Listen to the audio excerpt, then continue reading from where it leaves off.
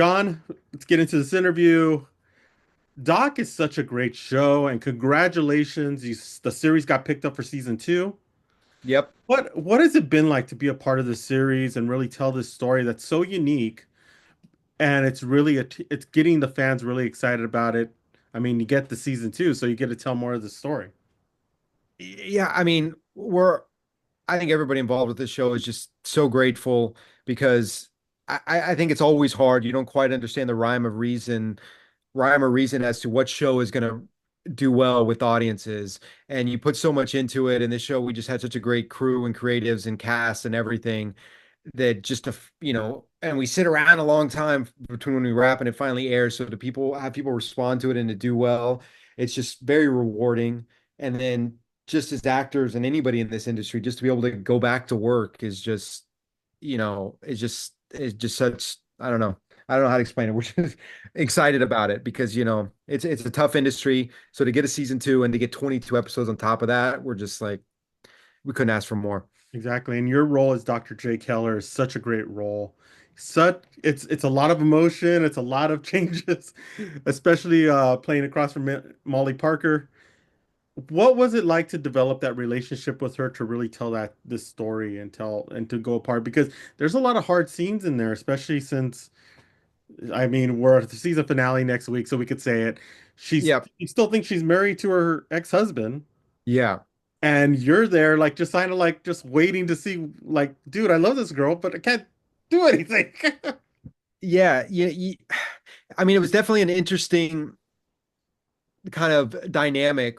First of all, she's just amazing to work with and just a great person.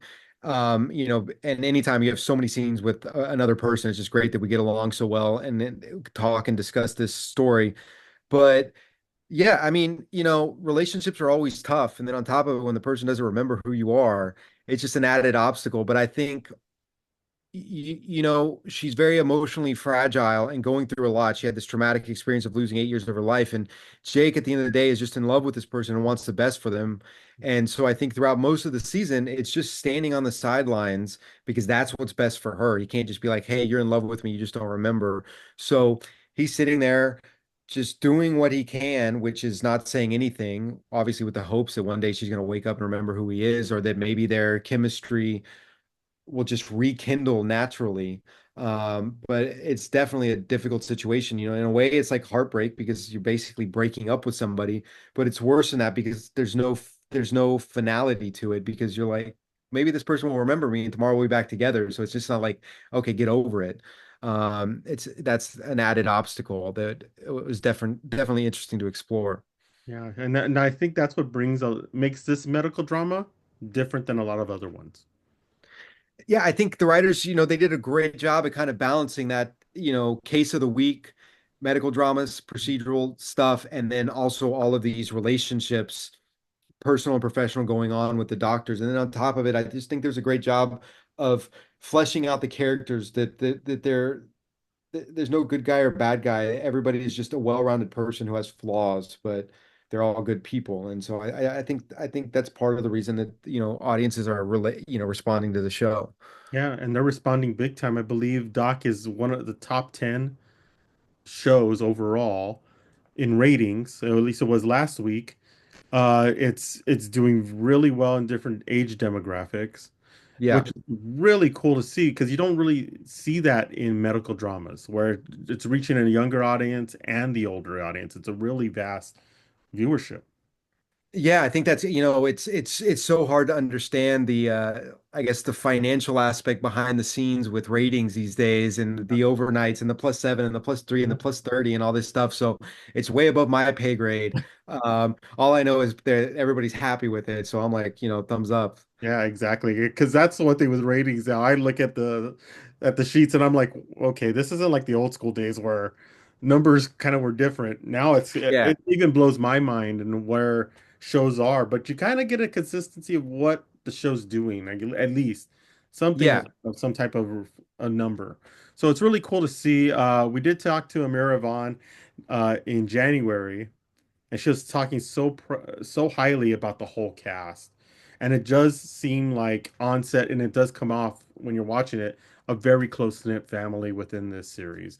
What was is it, how important is it to be a part of a series where there's so much goodwill between everybody on set?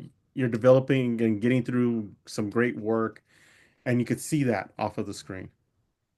Yeah, I mean, I've been lucky that I've been in a lot of casts where we get along, and haven't had to deal too much with these like stereotypical kind of egos and stuff that are associated with actors. But yeah, this cast in particular, I don't know if it's just by accident or a testament to casting, that yeah, our personalities just kind of all work together, that we like to hang out outside of set and in the green room, and we all know each other's significant others and families, and that just makes showing up to work a lot of fun, because in a way it's like hanging out with friends for work all day, and we have to spend a lot of time with each other. So I think obviously if you're enjoying being on set for long hours and in the green room, you're enjoying who you're hanging out with, that in some way is gonna, as professional as you try to be, that's going to like reflect in your work and your energy levels and what you bring to the table.